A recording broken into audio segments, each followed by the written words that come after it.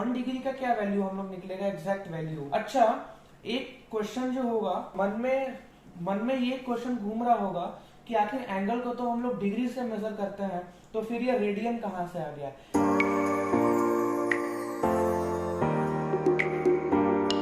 Hello everyone, स्वागत है आप सभी का मेरे चैनल साइंस विद अनमोल में। तो आज इस वीडियो में हम जिस टॉपिक पे बात करेंगे वो है पैरेलैक्स मेथड, कि पैरेलैक्स मेथड से हम लोग कैसे डिस्टेंसेस कैलकुलेट करते हैं, और बाकी के जो टॉपिक्स हैं जिन पे हम बात करने वाले हैं वो है पार्सेक, एस्ट्रोनॉमिकल यूनिट और लाइट ईयर। ये सब क्या होते हैं और इन सब का जो डिस्टेंसेस का जो वैल्यू होता है इनके बारे में डिस्कस करने वाले हैं। तो वीडियो को स्किप बिल्कुल नहीं करें और एंड तक बने रहें। तो पैरेलैक्स मेथड को जानने से पहले ये तो जान लें कि पैरेलैक्स बोलते किसे हैं। तो यहाँ पे मैंने कुछ पैरेलैक्स के बारे में पॉइंट्स लिख दी हैं, तो जो कि बहुत इंपॉर्टेंट है पैरेलैक्स को समझने के लिए। तो पहला पॉइंट है difference in the apparent position of an object when viewed from different position और लाइंस ऑफ साइट। इसका मतलब ये है कि जैसे अगर हम कोई डिस्टेंट ऑब्जेक्ट को एक डिफरेंट लोकेशन से देखें, अगर हम एक पॉइंट ए से एक पॉइंट किसी ऑब्जेक्ट को हम देख रहे हैं और वही पॉइंट बी से अगर उसी ऑब्जेक्ट को देखेंगे तो एक्चुअली में जो ऑब्जेक्ट है उसका डिस्टेंस जो होगा अपेरेंटली चेंज दिखेगा। मतलब it seems like it has changed its position, लेकिन रियलिटी में वो अपने जगह पे ही है, क्योंकि यूनिवर्स में हर एक चीज जो भी है वो घूम रही है, जो भी वस्तु है वो घूम रही है। तो जाहिर सी बात है, मतलब ऑब्वियस सी बात है कि ये जो पॉइंट है, मतलब ये जो भी ऑब्जेक्ट है वो ऑब्जेक्ट जो अंतरिक्ष में आउटर स्पेस में है, तो ये ऑब्जेक्ट कहीं ना कहीं अपने एक्सिस पे रोटेट कर रहा है, या ब्रह्मांड में इसका भी खुद का कोई ऑर्बिट होगा। इसका मतलब अगर हमको इसका डिस्टेंस निकालना है तो एक पर्टिकुलर टाइम पे नहीं निकाल सकते, क्योंकि अगर हम कोई पर्टिकुलर टाइम पे निकालेंगे तो इसका एक्चुअली में इसका डिस्टेंस तो बहुत लार्ज है, तो हम इसका एक्चुअल डिस्टेंस नहीं निकाल पाएंगे। तो इसीलिए हम दो रेफरेंस पॉइंट के मदद से किसी सेलेस्टियल ऑब्जेक्ट का, जनरली सेलेस्टियल ऑब्जेक्ट्स का डिस्टेंस निकालते हैं। तो एक्चुअली पैरेलैक्स को समझने के लिए पैरेलैक्स का सिंपल मेथड ये है कि अगर हम इस मार्कर को अगर हम एक फिक्स्ड पॉइंट पे रखें और एक आंख को बंद कर लें और इसे फिक्स्ड पोजीशन पे रखें और इसी मार्कर को हम लेफ्ट आई ओपन करके या फिर राइट आई को क्लोज करके देखेंगे, तो इसका पोजीशन जो होगा वो डिफरेंट ऐसा लगेगा कि इस मार्कर ने अपना पोजीशन बदल लिया है, लेकिन एक्चुअली वो इसी एक ही जगह पे फिक्स्ड था। तो एक्चुअली में पहला पॉइंट तो हम लोग समझ लिए। सेकंड पॉइंट ये है कि ये मेथड जो होता है जनरली यूज होता है कॉस्मिक डिस्टेंस को फाइंड करने में। कॉस्मिक डिस्टेंस स्पेस में जितने भी सेलेस्टियल ऑब्जेक्ट हैं या जितने भी ऑब्जेक्ट हैं उनका डिस्टेंस फाइंड करने के लिए जनरली हम पैरेलैक्स मेथड का यूज करते हैं।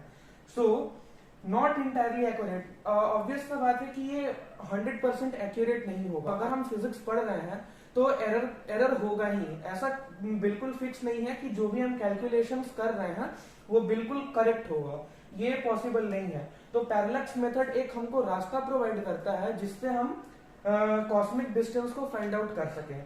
तो चलिए अब हम देखते हैं कि आखिर ये पैरेलैक्स मेथड वर्क कैसे करता है। तो यहाँ पे मैंने दो डायग्राम्स बनाए हैं जो कि ये एक्सप्लेन करता है कि कैसे पैरेलैक्स मेथड किसी डिस्टेंट ऑब्जेक्ट को निकालने के लिए वर्क करता है।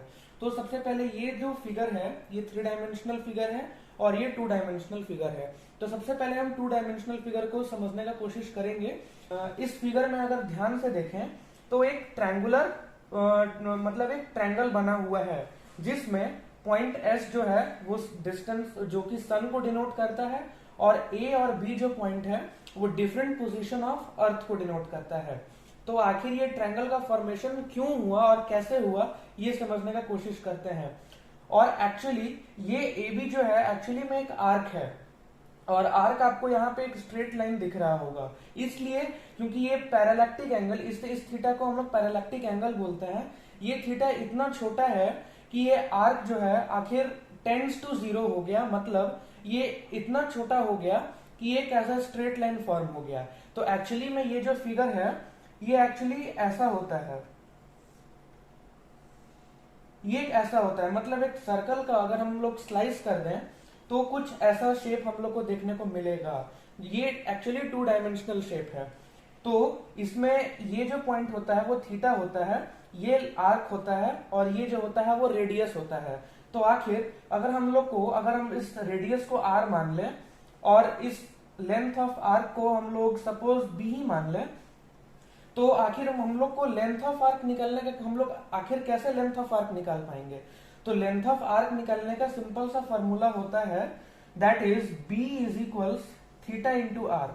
मतलब अगर जो भी थीटा एंगल, जो भी यहाँ पे वैल्यू होगा, उसको अगर हम लोग रेडियस से मल्टीप्लाई कर देते हैं तो हम लोग को आर्क का लेंथ पता चल जाता है। तो यहाँ भी ऐसे ही होता है, लेकिन आपको यहाँ पे कर्व्ड आर्क दिख रहा होगा, लेकिन ये आर्क जो है वो इतना छोटा हो जाता है इसलिए क्योंकि ये पैरालैक्टिक एंगल इतना छोटा हो जाता है। और आखिर ये थीटा इतना छोटा इसलिए होता है क्योंकि हम जिस लोकेशन पे अभी प्रेजेंट हैं, अगर वहां से हम बहुत ही फार अगर ऑब्जेक्ट का अगर हम लोग डिस्टेंस कैलकुलेट करेंगे तो वो जो एंगल होगा 2 डिफरेंट पोजीशन से वो बहुत ही छोटा होगा।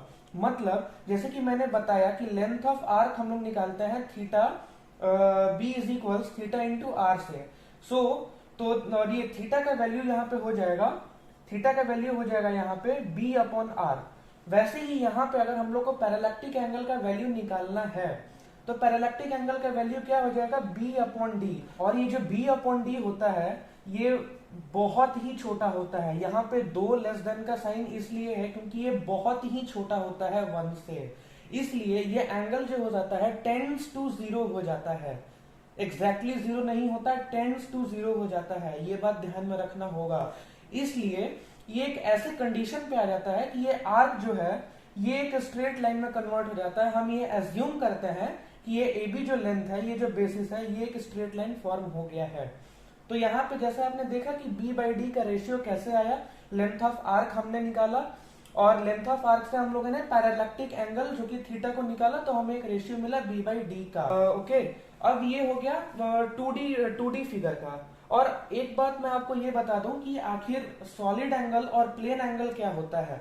तो पहली बात ये है कि प्लेन एंगल हम उसे बोलते हैं जो 2 एडजेसेंट लाइंस के बीच में जो फॉर्म हुए एंगल को हम लोग बोलते हैं प्लेन एंगल। मतलब एक सेम प्लेन में 2 डायमेंशनल फिगर। और वही अगर हम बात करें सॉलिड एंगल का, तो solid angle means 3D object के बीच में फॉर्म हुए एंगल को।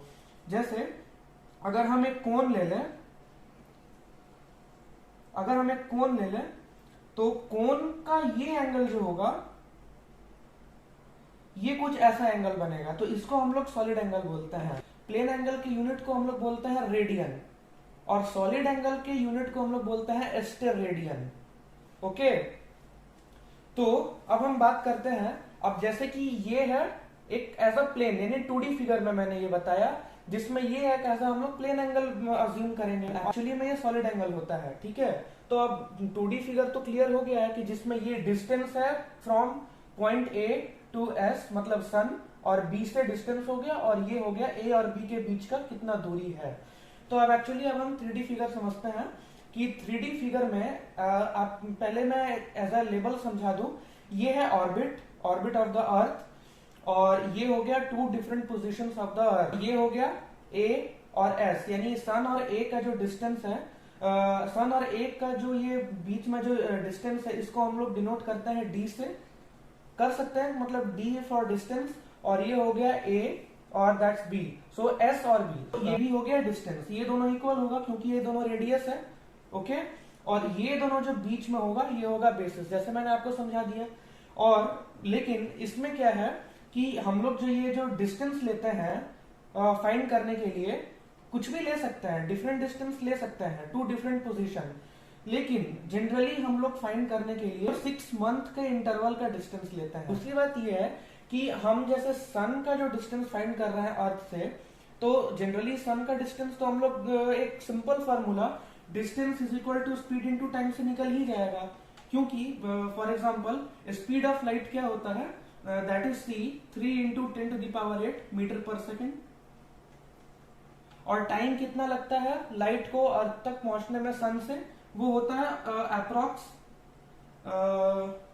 अप्रोक्स होता है 8 मिनट्स, अप्रोक्स 8 मिनट्स लगता है। तो सिंपल डिस्टेंस हम लोग कैलकुलेट कर सकते हैं 3 इंटू 10⁸ इंटू 8 मिनट्स, तो उससे हम लोग डिस्टेंस निकल जाएगा। लेकिन अगर हम लोग को millions of trillions of light year दूर जो स्टार है उसका डिस्टेंस निकालना होगा, तो वो कैसे निकालेंगे? उसके लिए हमें पैरेलक्स यूज करना ही होगा। लाइट को कितना टाइम लगता है अर्थ तक पहुंचने में सन से, ये तो हम लोगों को पता है, लेकिन आखिर जो लाइट अभी तक अर्थ तक पहुंचा भी नहीं है स्टार्स से, वो हम कैसे कैलकुलेट करेंगे? आखिर हम लोग कितना टाइम लगा लाइट को अर्थ तक पहुंचने में, ये तो बहुत ही डिफिकल्ट होगा, नियरली इम्पॉसिबल होगा ये कैलकुलेट करना। इसलिए हम पैरेलक्स मेथड का यूज करते हैं जनरली।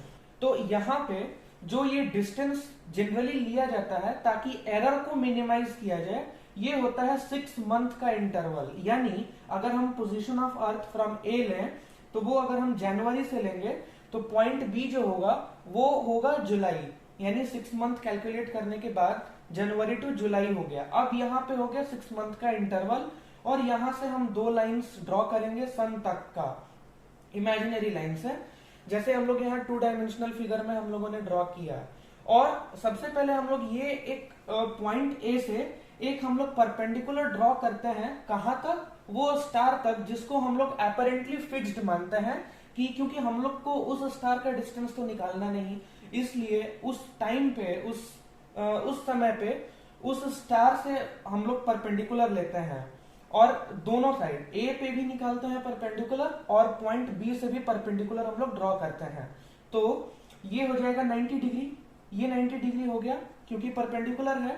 अब ये लाइन हम लोगों ने ड्रॉ किया है, और ये हो गया एस एन, ये हम लोगों ने ड्रॉ किया। इसलिए मैं अभी बताता हूं, जैसे ए और जी जो होगा वो एस और एन के पैरेलल होगा, ओके, और एम और बी ये भी एस और एन के पैरेलल होगा।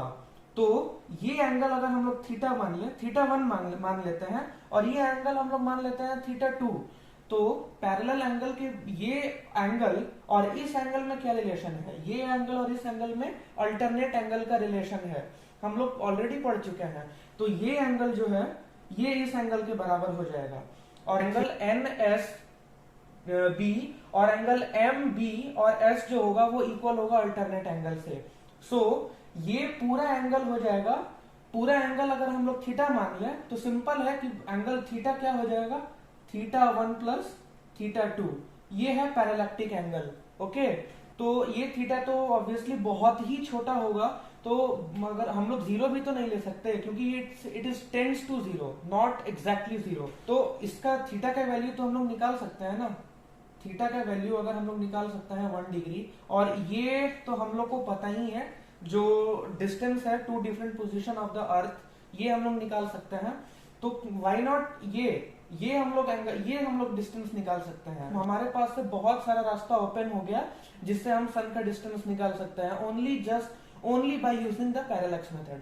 सो आप लोगों ने ये कंसेप्ट समझ लिया कि आखिर पैरेलक्स मेथड से हम लोग डिस्टेंस कैसे निकालते हैं। और एक और बात कि थीटा का जो वैल्यू होता है जो हम लोग अज्यूम करते हैं बहुत ही छोटा, तो हम लोग 1 डिग्री अज्यूम किए, तो इस 1 डिग्री को हम लोग कैसे कैलकुलेट, मतलब 1 डिग्री का क्या वैल्यू हम लोग निकलेगा, एग्जैक्ट वैल्यू का जो वैल्यू होता है वो होता है 360 degree is equals 2 pi radian. अच्छा, एक क्वेश्चन जो होगा जो कि मन में ये क्वेश्चन घूम रहा होगा कि आखिर एंगल को तो हम लोग डिग्री से मेजर करते हैं, तो फिर ये रेडियन कहां से आ गया? एक्चुअली जो है बहुत सारे डायमेंशन का हम लोग यूज कर सकते हैं। हम लोग किसी एस्पेक्ट में डिग्री का भी यूज कर सकते हैं, और हम लोग किसी एस्पेक्ट में रेडियन का भी यूज कर सकते हैं। तो इससे कंफ्यूज नहीं होना है, बहुत सारे डायमेंशंस होते हैं और बहुत सारे यूनिट्स, बहुत सारे डायमेंशंस होते हैं। तो इसका वैल्यू होता है 360 degree is equals 2 pi radian, तो निकल सकता है 180 degree is equals pi radian. तो एक और इम्पोर्टेंट क्वेश्चन ये है कि क्या हम अर्थ पे रह के 2 डिफरेंट पोजीशन से पैरेलक्स का यूज करके, पैरेलक्स मेथड का यूज करके क्या हम डिस्टेंट ऑब्जेक्ट्स का डिस्टेंस निकाल सकते हैं? तो इसका आंसर है कि यस, निकाल सकते हैं। लेकिन इससे होगा क्या कि जो एरर जो होगा उसके चांसेस ज्यादा बढ़ जाएंगे। तो आखिर एरर के चांसेस को मिनिमाइज करने के लिए हम लोग अर्थ के पोजीशन के रिस्पेक्ट में पैरेलक्स मेथड का यूज करते हैं कॉस्मिक डिस्टेंस को निकालने के लिए। तो चलिए अब समझते हैं कि पार्सेक किसे बोलते हैं। तो यहाँ पे मैंने कुछ पॉइंट्स लिख दिए हैं और यहाँ मैंने डायग्राम बना दिया है पहले ही, ताकि उतना टाइम वेस्ट ना हो। तो सबसे पहले स्टार्ट करते हैं कि the distance to a star. Generally अगर हम पार्सेक की बात करते हैं तो पार्सेक एक डिस्टेंस को मेजर करने का एक यूनिट है, और वो जनरली बहुत ही ह्यूज डिस्टेंस को मेजर करने के लिए यूज किया जाता है। तो आप यहाँ देख ही रहे हैं कि जनरली स्टार्स के डिस्टेंस को मेजर करने के लिए हम पार्सेक का यूज करते हैं। तो distance to a star whose apparent position shifts by 1 arc second. 1 arc second का मतलब ये हुआ, 1 आर्क सेकेंड एक्चुअली ये पैरेलैक्टिक एंगल है, मतलब ये थीटा की वैल्यू है। तो यहाँ पे मैंने लिख दिया है कि अगर 1 डिग्री होता है तो 1 डिग्री का मतलब होता है 60 आर्क मिनट, और 1 मिनट का मतलब 60 आर्क सेकेंड्स होता है। ठीक है, तो 1 आर्क सेकेंड में एक स्टार ने कितना एपरेंट पोजीशन को शिफ्ट किया, जो कि कितना वैल्यू होता है 1 आर्क सेकेंड का, ऑलमोस्ट 1/3600 ऑफ अ डिग्री। ये कितना एंगल छोटा है अब शायद ही इमेजिन कर सके। In sky after earth orbit half way around the sun. अगर अर्थ सन को हाफ वे रोटेट करता है, दैट मीन्स जैसे आधा ऑर्बिट डिस्टेंस ट्रेवल करता है अराउंड द सन, तो उस टर्म्स में हम लोग पार्सेक निकालते हैं। और 1 पार्सेक का वैल्यू होता है 3.26 लाइट ईयर। और लाइट ईयर हम लोग बोलते हैं जैसे एक साल में लाइट ने कितना डिस्टेंस ट्रेवल किया। आखिर बहुत ही ज्यादा वैल्यू है, क्योंकि एक सेकेंड में लाइट 3 लाख किलोमीटर ट्रेवल करता है। तो यहाँ पे जैसे देख लिए कि अभी तक जो हम लोगों ने कैलकुलेट किया था, तो वो तो केवल हम लोगों ने सन का डिस्टेंस कैलकुलेट किया था पैरेलक्स मेथड का। तो अब इसमें एक और टर्म आता है, और दूसरी पहली बात ये है कि if distance of an object goes 100 light years, then it is calculated in terms of parsec. अगर डिस्टेंस ऑफ ऑब्जेक्ट जैसे स्टार्स हो गए, अगर उनका डिस्टेंस 100 लाइट ईयर क्रॉस करता है, तो अब हम उनको ना ही एस्ट्रोनॉमिकल यूनिट में मेजर करते हैं और ना ही लाइट ईयर में, हम लोग उनको पार्सेक के यूनिट में हम लोग मेजर करते हैं। तो यहाँ पे एक बात है एस्ट्रोनॉमिकल यूनिट। तो एस्ट्रोनॉमिकल यूनिट हम किसे बोलते हैं? तो जैसे कि देखा आप लोगों ने कि अभी हम लोगों ने सन का डिस्टेंस पैरेलक्स मेथड के थ्रू कैलकुलेट किया। तो अब यहाँ पे हम लोग को अगर स्टार का डिस्टेंस एज अ पैरेलक्स से कैलकुलेट करना है, तो इसमें भी हम लोगों को 2 पोजीशन चाहिए होगा। तो यहाँ पे जो बेसिस लिया जाता है वो सन और अर्थ के बीच के डिस्टेंस को का बेसिस लिया जाता है। फॉर एग्जाम्पल अगर ये सन और अर्थ के बीच का जो डिस्टेंस होता है, यानी सेंटर ऑफ अर्थ से अगर हम सेंटर ऑफ सन तक का डिस्टेंस निकालें, तो उसको हम लोग बोलते हैं 1 एस्ट्रोनॉमिकल यूनिट। ओके, तो अगर ये बेसिस 1 एस्ट्रोनॉमिकल यूनिट के बराबर हो और ये पैरालैक्टिक एंगल 1 आर्क सेकेंड के इक्वल हो, if theta is equals 1 arc second and astronomical units is 1, then the distance the distance होगा to the star will be 1 parsec। इसका वैल्यू होता है 1 पार्सेक का value in terms of astronomical unit होता है 206264, similar to, not exactly. तो यहाँ पे आप लोगों ने समझ लिया कि पार्सेक को कैसे हम लोग कैलकुलेट करते हैं, एस्ट्रोनॉमिकल यूनिट क्या होता है, और लाइट ईयर तो खैर मोस्ट ऑफ यू आप लोगों में से सबको पता ही होगा। तो पार्सेक और ये पैरेलक्स मेथड के जो भी न्यूमेरिकल्स होंगे वो हम लोग फर्दर नेक्स्ट वीडियो में कर लेंगे, क्योंकि बहुत ही वास्ट टॉपिक है और मैं नहीं चाहता कि वीडियो का लेंथ बहुत ही ज्यादा इंक्रीज करे। तो बहुत हद तक आप लोगों ने बेसिक कंसेप्ट ऑफ पैरेलक्स को समझ लिया है। तो तब तक के लिए गुड बाय।